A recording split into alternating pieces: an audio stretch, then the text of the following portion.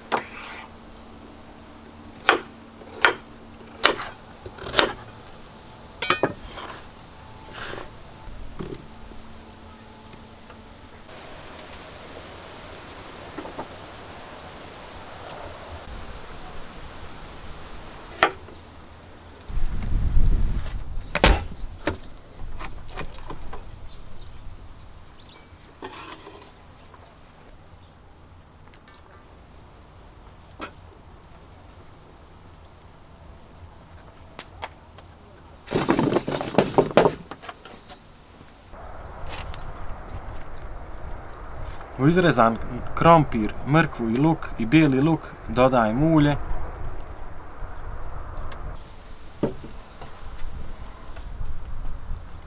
dodajem so i biber.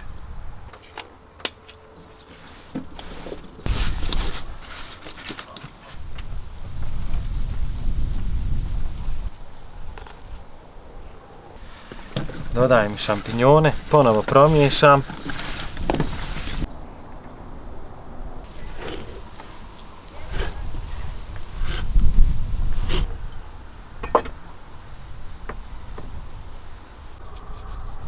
Posolim.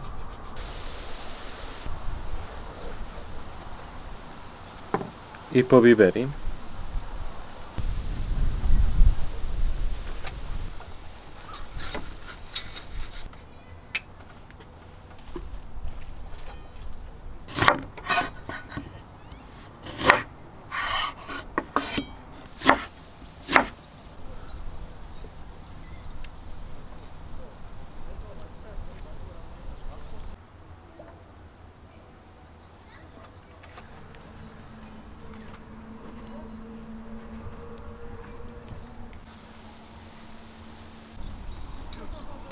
I dodajem 1 litar bijelog vina.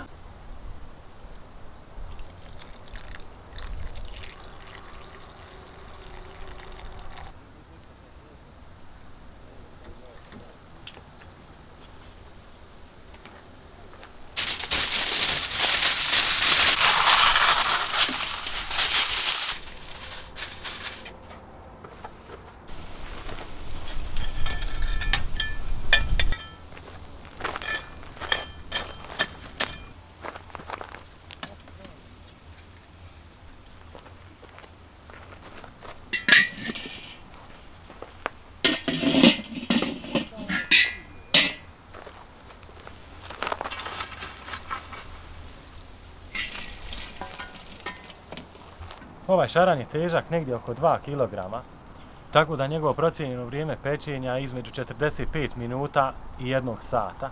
Za nekih 20 minuta ćemo provjeriti šta se dešava, pa ćemo tačno odrediti koje je to vrijeme pečenja.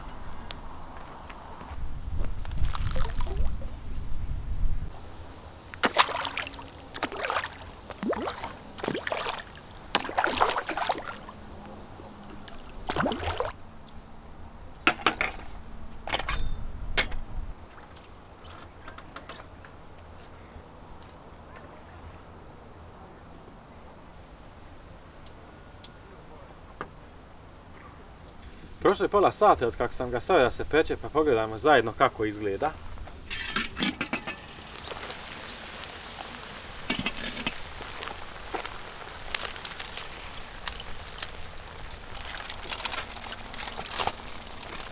Biće brže gotov nego planirano. Za nekih 10 minuta ćemo ga skinuti.